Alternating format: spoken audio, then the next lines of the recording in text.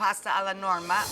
For the garnish for this, John loves a quick pickled Fresno. I know, you love these. You love these. I mean, we still have pickled cherry peppers in the fridge, but these Fresno chilies, I slice seeds and all, straight across, and they're a light, fruity heat. And all we do to quick pickle them is add a little sugar and salt. It's just a spicy, tangy Delicious. thing. Delicious. Fat sprinkle of sugar. And any wine vinegar, red, white, doesn't matter, sherry. Fat splash of vinegar. I still salt and drain the eggplant. We put it between 2 clean kitchen towels, and you let it set for, 20 minutes is fine. You could leave it there as long as you like. Scatter them onto a parchment-lined baking sheet, and just spray them with the non-aerosol olive oil cooking spray, and throw them into a hot oven. Don't turn them into potato chips. You just want them to get tender, and the thinner you slice them, the quicker that's gonna happen. As soon as they're light golden brown, get them out of the oven. So, in our large skillet, I'm gonna take a couple of spoonfuls of the Calabrian paste. It's bubbling a bit because it has a touch of vinegar in it, I think. And I'm gonna add all of our garlic. Oh, I did 5 good cloves. Look at him. It's like fireworks.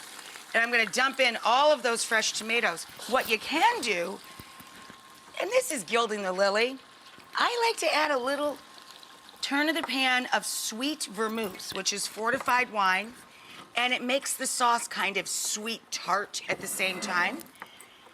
I'm gonna cover the pan to trap all the heat and collapse the tomatoes quickly.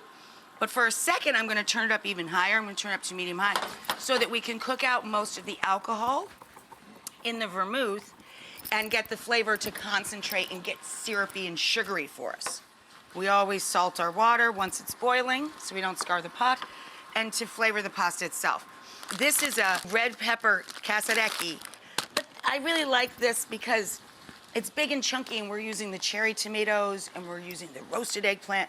So I'm gonna drop this and we're gonna cook it a minute or 2 less than the package says.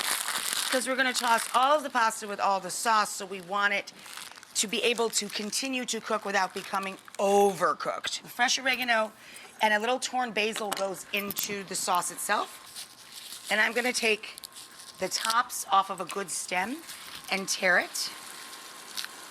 And drop the sweet basil in, the little oregano. And now see how the liquid is cooking away? That's cooked way down, and now we want to release all the juices of the tomatoes and get them to slump, so we're gonna pop a lid on that. We reserve the starchy cooking liquid, drain our pasta, and then we put it right back. This is why we undercook it. We put it right back in the hot pot with some of that magic starchy cooking water and all of our sauce. And then we vigorously stir. And now we're going to add 3/4 of our eggplant. It's a beautiful, simple, really simple dish. And everyone in the family likes it, so you don't have to make Oh my gosh, so I don't have more to than make one double dinner. I know. Thanks. Okay. And then, of course, A garnish. we're gonna top with a little more of the eggplant. A lot of ricotta salata. Don't forget those special peppers.